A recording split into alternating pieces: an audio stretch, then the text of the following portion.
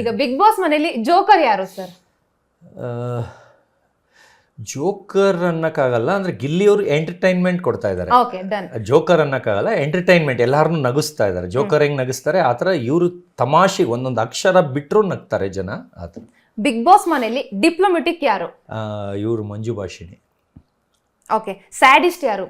ಅಂದ್ರೆ ತುಂಬಾ ಸ್ವಾರ್ಥಿ. ಸ್ವಾರ್ಥಿ ಅಂದರೆ ಧ್ರುವ. ಕಿಂಗ್ ಯಾರು ಸರ್? ರಾಜ ಯಾರು ಸರ್ ಬಿಗ್ ಬಾಸ್ ಮನೆಗೆ ಇರೋ ಸ್ಪರ್ಧಿಗಳಲ್ಲಿ? ಇವರು ಅಶ್ವಿನಿ ಗೌಡ. ಹೀರೋಯಿನ್ ಯಾರು? ಹೀರೋಯಿನ್ನು ನನಗೆ ಸ್ಪಂದನ ಒಳ್ಳೆಯವಳು ಅನ್ನಿಸಿದ್ಲು. ತುಂಬಾ ಕಲ್ಚರ್ ಅನಿಸಿದ್ಲು. ಓಕೆ. ತುಂಬಾ ಪೊಲಿಟಿಕ್ಸ್ ಮಾಡ್ತಿರೋದು ಯಾರು ಬಿಗ್ ಬಾಸ್ ಮನೆಯಲ್ಲಿ? ಜಾನ್ವಿ ಇವರೇನೆ, ಅಶ್ವಿನಿ ಗೌಡ ಅವರು. ಬಿಗ್ ಬಾಸ್ ಮನೆಯಲ್ಲಿ ಯಾರು ಸಿಕ್ಕಾಪಟ್ಟೆ ಬಕ್ರ ಆಗ್ತಿದ್ದಾರೆ?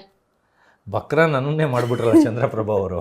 ಎಲ್ಲ ಪ್ಲ್ಯಾನ್ ಮಾಡ್ಕೊಂಡು ತಲೆ ಚಚ್ಕೊತೀನಿ, ನೀವು ನಗ್ತಾ ಇರ್ರಿ ಅಂದ್ಬಿಟ್ಟು ಕೊನೆಗೆ ರಿಯಲ್ಲೇ ಮಾಡಿಬಿಟ್ರಲ್ಲ. ರಿಯಲ್ಲಾಗಿ ಅವ್ರಿಗೆ ಫೀಲ್ ಆಗೇ ಇಲ್ಲ, ಅದನ್ನು ಫೀಲ್ ಅಂತ ತೋರಿಸ್ಬಿಟ್ರು ಜನಕ್ಕೆ.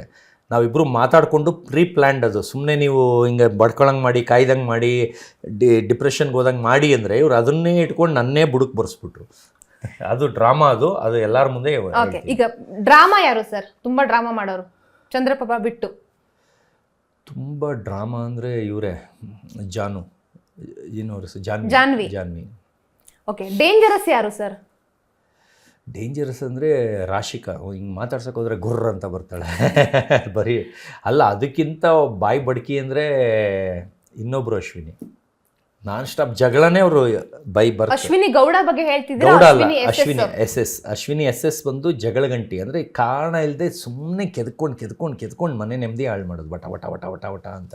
ಓಕೆ. ಅವರೊಬ್ಬರೇ ನಂಗೆ ಇರಿಟೇಷನ್ ಅನಿಸಿದ್ದು. ಅಶ್ವಿನಿ ಗೌಡ ಮತ್ತಿನ್ಯಾರು ಇರಿಟೇಷನ್? ಗೌಡ ಅಲ್ಲ, ಅವ್ರು ಅನಿಸಿಲ್ಲ, ಅವರೆಲ್ಲ ಮರ್ಯಾದೆ ಕೊಡ್ತಾರೆ.